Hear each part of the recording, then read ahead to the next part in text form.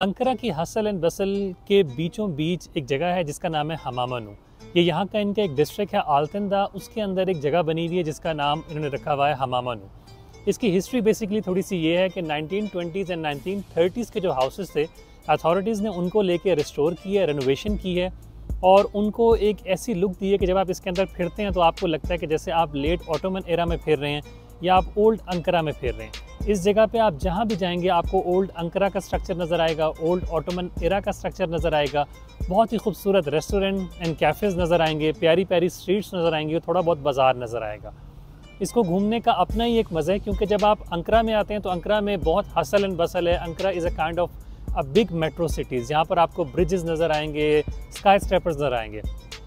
उन सब चीज़ों को देखते हुए अथॉरिटीज़ ने सोचा कि हमने ओल्ड हेरिटेज को भी हमें महफूज रखना है। उस वजह से उन्होंने ये ओल्ड हाउसेस लेके इनकी रेनोवेशन की है। यहाँ पर आप जितनी भी बिल्डिंग्स एंड स्ट्रक्चर देखेंगे, कोई 100 ईयर ओल्ड है, कोई 150 ईयर्स ओल्ड है, कोई 200 ईयर ओल्ड बिल्डिंग है और माइट भी पॉसिबल कुछ बिल्डिंग्स ऐसी हों जो इससे भी ज़्यादा पुरानी हों, लेकिन उनने इनको लिया है और उसके बाद बहुत अच्छी तरीके से रेनोवेट किया है और बहुत खूबसूरत यहाँ आर्ट पीसेस लगाए हैं। तो अगर आप अंकारा आते हैं तो आपको लाजमी हमामानू आना चाहिए और आपकी 3-4 आवर्स की बहुत अच्छी एक्टिविटी यहाँ पे हो जाएगी, जहाँ पर आप बाज़ार में शॉपिंग भी कर सकते हैं, आप बहुत सारे आर्ट पीसेस देख सकते हैं, गार्डन्स में वॉक कर सकते हैं, रेस्टोरेंट में खाना खा सकते हैं। इसके अलावा मेरे पीछे कुछ लाइब्रेरीज़ हैं जहाँ आप पढ़ सकते हैं। इसके अलावा यहाँ पर 2 फेमस मस्जिदें हैं, वो आप देख सकते हैं और इसके अलावा इनके जो पोइट हैं मोहम्मद आकिफ़, उनका घर भी है, वो भी अभी मैं जाके आपको आगे दिखाऊँगा। एक इंटरेस्टिंग बात मैं आपको बताता हूँ कि मेरे पीछे जो आप जगह देख रहे हैं वहाँ पर कुछ काइंड ऑफ स्मॉल मैरिज ब्यूरोज़ हैं। यहाँ पे जो मेहंदी का कॉन्सेप्ट है वो पाकिस्तान से थोड़ा मिलता जुलता है, ये लोग भी हसल बसल वाली मेहंदी करते हैं। तो हमामानू में मेहंदी का फंक्शन को ऑर्गेनाइज़ करना, अरेंज करना, जो तुर्क न्यू जनरेशन है उनको ये बहुत पसंद है। तो यहाँ पर अगर आप मेरे पीछे देखें, जिसको मैं दिखाऊँगा अभी आपको, वहाँ पर मेहंदी के फंक्शन होते हैं ऑटोमन एरा स्टाइल के। तो अभी मज़ीद इसमें आगे चलते हैं और देखते हैं कि इस जगह पे क्या क्या चीज़ है और क्या क्या हो सकता है। वैसे ये यहाँ पे आर्ट एग्जीबिशन का बेसिकली ये मरकज़ है। यहाँ पे जगह जगह आपको सोवेनियर्स मिलेंगे, आर्ट्स मिलेंगे, एग्जीबिशन मिलेंगी, मोनूमेंट काइंड ऑफ थिंग्स मिलेंगी। तो लेट्स सी, देखते हैं कि अब मज़ीद इसमें क्या है।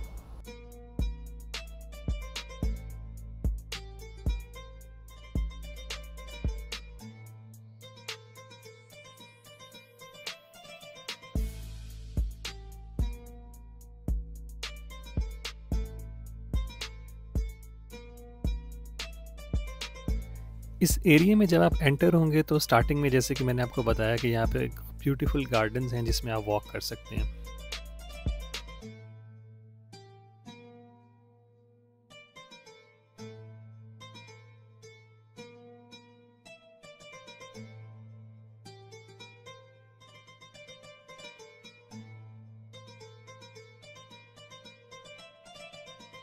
जैसे कि मैंने बताया कि हमामानू में बहुत सी हिस्टोरिकल चीज़ें हैं, बहुत फेमस है वो है यहाँ पर मोहम्मद आकिफ़ साहब का घर। अच्छा, मोहम्मद आकिफ़ साहब तुर्की के एक नेशनल पोइट हैं और उनका दर्जा तुर्की में बिल्कुल ऐसा है जैसे पाकिस्तान में अल्लामा इकबाल का है। तुर्की का जो नेशनल एंथम है वो भी मोहम्मद आकिफ़ साहब ने लिखा था। तो यहाँ पर आप देखें कि मेरे पीछे जो आपको ग्रीन कलर की बिल्डिंग नज़र आ रही है, इस ग्रीन कलर की बिल्डिंग में बेसिकली मोहम्मद आकिफ़ साहब का घर था, जो करंटली यहाँ पर रेस्टोरेशन हो रही है।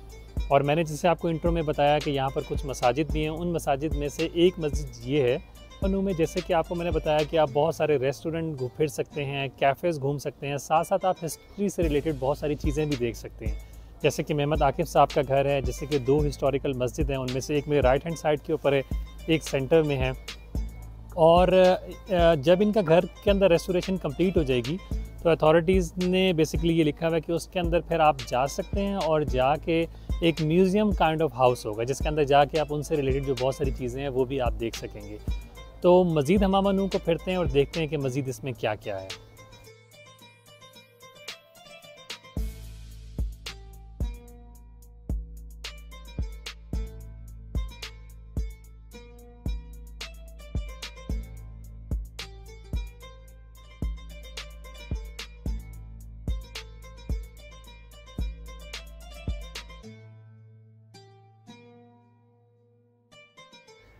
हमामानू में अगर फ़ूड ऑप्शंस की बात की जाए तो मैं आपको इजीली कह सकता हूँ कि यहाँ पर अनलिमिटेड फ़ूड ऑप्शंस हैं।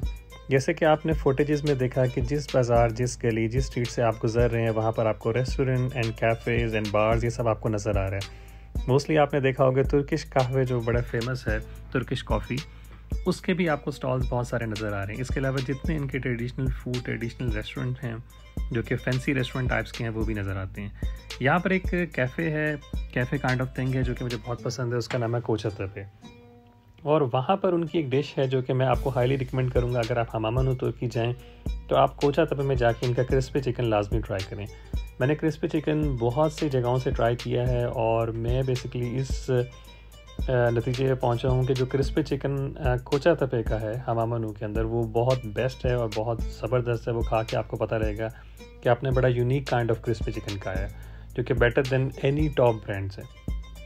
और इसके अलावा अगर आप किसी एक रेस्टोरेंट पर स्टिक नहीं करना चाहते तो जितनी भी तुर्किश ट्रेडिशनल डिशेज़ हैं वो आपको यहाँ पर मिलेंगी, चाहे वो डोनर है, चाहे वो इस्कंदर कबाब है, चाहे वो इनका तवक फरजोला है, चाहे वो जितनी भी you name it, her kind of dish आपको यहाँ मिल सकती है। और बहुत सारे रेस्टोरेंट कैफ़ेज़ ऐसे हैं जहाँ पर आप विद म्यूज़िक भी खाना खा सकते हैं। तो फूड के, कॉफ़ी के, चाय के यहाँ पर अनलिमिटेड ऑप्शंस अवेलेबल होंगे आपके पास।